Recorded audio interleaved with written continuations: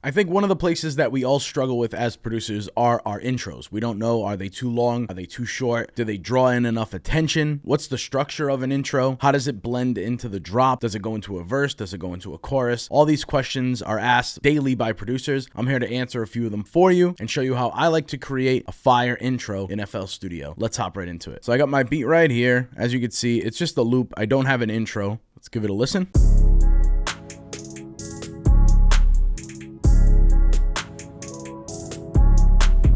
I'm going to highlight everything. I'm going to pull it back. I'm going to leave a space of about 4 bars here. And I'm going to take the top melody, cut it, and I'm going to copy and paste it into this intro. Now, sometimes this would be good as is, but I don't feel like it has a rhythm to it, and it might be hard to catch. So let's maybe drag the hi-hat in. Maybe this reverse. It sounds okay, but it's a little bit anticlimactic. Maybe let's solo out the drums. I got an idea. Go to the mixer. Now that we have the drum soloed, I'm going to go to the master channel. Only the drums are playing right now. I'm going to arm the master channel to record. Hit Alt-R and start. Just going to highlight a section so that way we don't record all the drums. Just this section. Start. That's going to give us an audio clip, that same length of just the drums. Close out the mixer. Bring this clip down here. Put it in the intro. Trim it up. Send it to its own mixer track. I'm going to throw the Fruity Love filter on there. And I'm going to choose a preset called Low Pass LFO.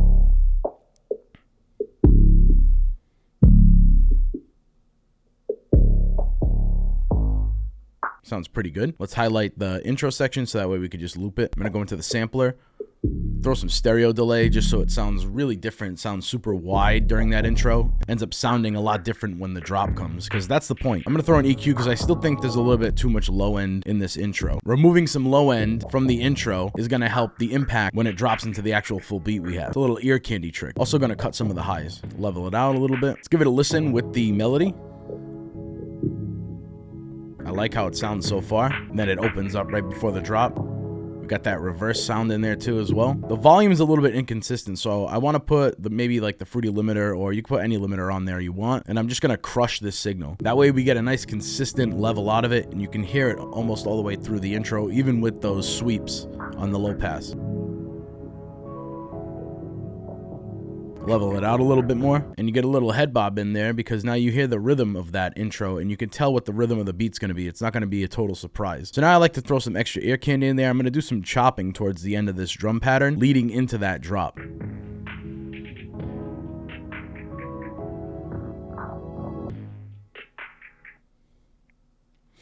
Some generic bleeding just to get rid of some clicks and pops. I think I want to do the same thing to the melody towards the end of that. Also match it up with some of the chops that we did in the drum pattern. It's going to build some anticipation leading into that drop as well. That's what it's all about for me with intros. Certain intros, some of them can be simple. This one, a little bit more technical. So same idea on this one. I'm going to render that out to its own audio clip because we have Deja Vu on it, which is like halftime, and I don't want that to mess up. So having it be its own audio clip before we start chopping it up is going to be essential here. Let's chop this up. And then I like to mix match some of these clips and give it that nice stutter effect. A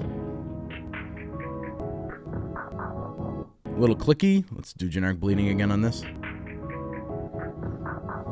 little bit of timing issues here. I think it's in the drums because some of these got shifted. So we're just going to shift those back and make sure that they line up. Some of those claps are a little off. Let me trim and pull them over.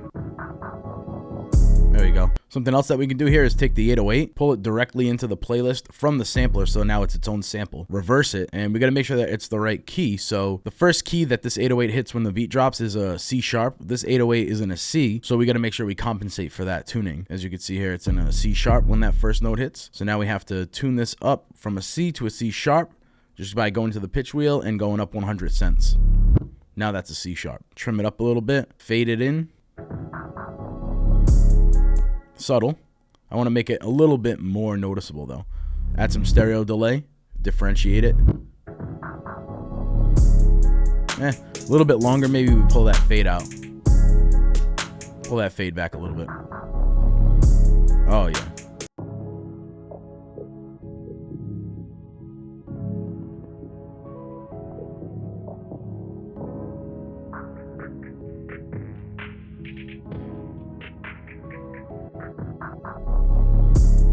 I like that. That gives enough time for a rapper or a singer to maybe intro the song. By the way, the melody loops that I used in this beat were created by me, and they're available in the description below. So click that link and make sure to share this with a friend if you get me.